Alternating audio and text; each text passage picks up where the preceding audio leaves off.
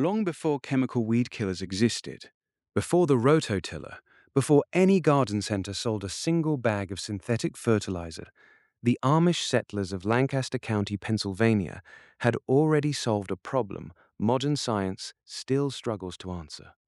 For more than 4 generations, their kitchen gardens have produced food without herbicide, without store-bought soil amendments, and without disturbing the earth.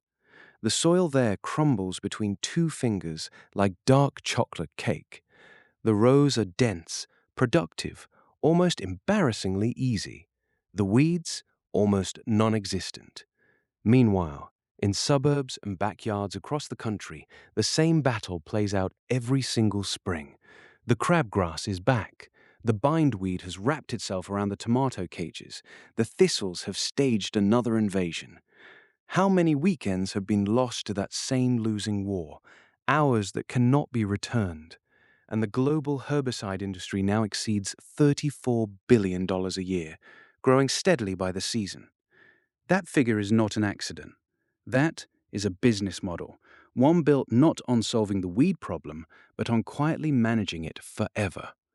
But in the rolling farmland of Lancaster County, the Amish have stepped off that treadmill entirely. They call it the cardboard garden method, and research from Texas A&M AgriLife Extension and Oregon State University now confirms what those gardens have shown for generations. The story begins with a piece of equipment most households still consider essential. Every April, the rototiller comes out of the shed. The engine roars. The blades chew through the topsoil.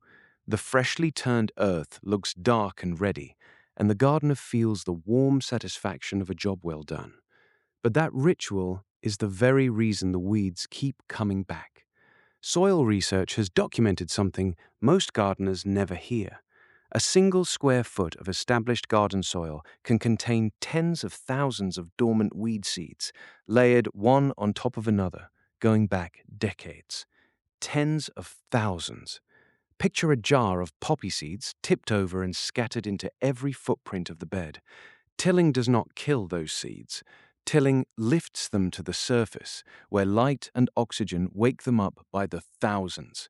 Soil scientists call this hidden archive the weed seed bank, and every pass of a tiller caches another withdrawal. Worse, the same blades shred the fungal networks that hold soil together, leaving behind rock-hard clay that cracks in the heat and sheds water like concrete. The Amish approach starts with one radical decision: retire the tiller permanently. But if the tiller is gone, how does soil get prepared at all? How does new ground turn into a productive bed without the disturbance every gardening manual recommends? The answer involves something most households throw out by the truckload every single week. Walk into any old-growth forest and look down. The ground is never bare. A continuous blanket of fallen leaves, twigs, and decaying material covers the soil floor, suppressing competing growth and feeding the life beneath. The cardboard garden method copies that template exactly, using a free material the modern world produces in unlimited supply: shipping boxes. The process is almost shockingly simple. First, the existing weeds and grass are mowed or scalped down to the soil line. The lower, the better. Then, large sheets of plain brown corrugated cardboard are laid across the bed, with each edge overlapping the next by at least 8 inches. That overlap is the detail that separates success from frustration. Bindweed and thistle will find any seam wider than a pencil and push right through it. Once the cardboard is down, the entire surface gets soaked thoroughly with water. A thin layer of compost or aged manure goes down next, balancing the cardboard's high carbon content so the breakdown process can begin. Finally, 3 to 6 inches of wood chips, straw, or shredded leaves seal the whole system. Why cardboard instead of the plastic landscape fabric sold at every garden center? Because plastic fabric blocks earthworms, releases microplastics for years, and becomes a buried problem the next gardener inherits. Cardboard disappears into the soil within a single season. But there is a critical catch that trips up nearly everyone who tries this method without understanding the chemistry of cardboard itself. Not every box is safe to lay over a vegetable bed. The traditional Amish gardener uses only plain brown corrugated cardboard, the kind that arrives unbleached and unprinted on the inside. Glossy advertising boxes, white shipping cartons, and pizza boxes with grease-resistant linings are quietly contaminated with PFAS, the so-called forever chemicals, with dioxins from chlorine bleaching, or with heavy metal inks that leach into the soil for years. Dr. Linda Chalker Scott of Washington State University has tested these materials extensively. Plain brown corrugated tested clean. Glossy and bleached cardboard did not. The traditional rule passed down through generations is simple and elegant. Use only plain brown cardboard. Remove every piece of plastic tape, every staple, every shipping label. The cornstarch glue holding standard corrugated together breaks down harmlessly, and the soy-based shipping ink presents no soil risk. But what about the soil life itself? Here is a fact that sounds almost too good to be real. Within 90 days of laying down a properly soaked cardboard layer, the earthworm population in that soil can multiply by a factor of 10 or more. Researchers at Cornell University and Penn State University have extensively documented this surge. The constant humidity, darkness, and stable temperature beneath the cardboard create perfect conditions for soil life to thrive. Beneath the layer, earthworms do something no machine can replicate. They tunnel through compacted clay, leaving channels for air and water.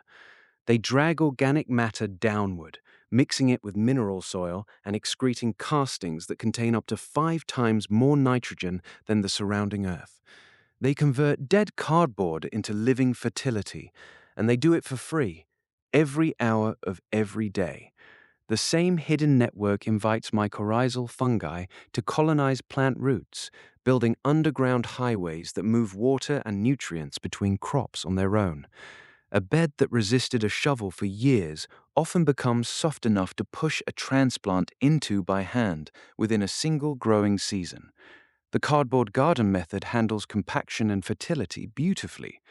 But what about the millions of weed seeds already lying buried in the top 6 inches of soil? The ones tilling has scattered for years. For those, the Amish have one more trick, and it is almost devious in its simplicity. Most weed seeds need 3 triggers to break dormancy: light, oxygen, and a fluctuating temperature. The cardboard layer eliminates all 3 at once. Underneath, seeds sit in total darkness, locked in a steady, cool humidity.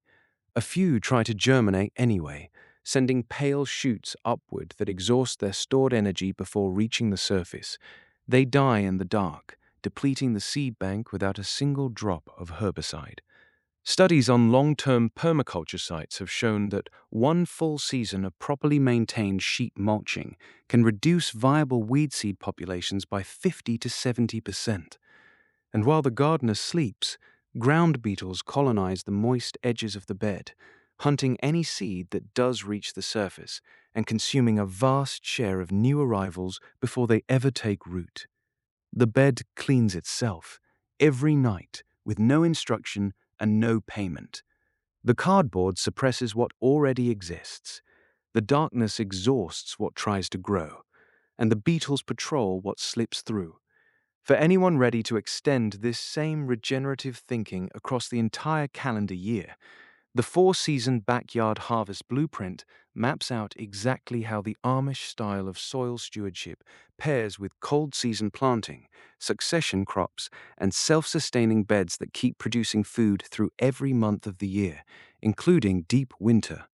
Scan the QR code on screen right now, or click the link in the description below to claim a copy before the next planting window opens.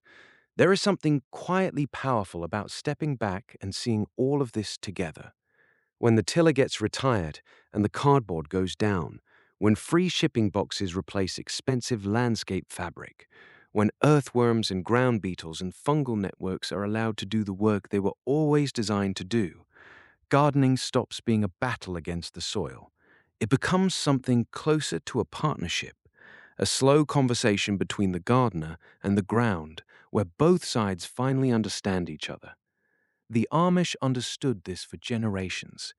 They watched. They listened to the land instead of fighting it. And modern research from respected universities is finally confirming what those quiet gardens have always known. A legacy passed down not in dollars, but in the dirt itself. If this changed the way the weed problem looks, share this video with anyone still spraying a backyard every spring season. And one question worth answering in the comments below: is the rototiller getting retired this season, or holding on for one more pass? Thank you so much for spending this time here.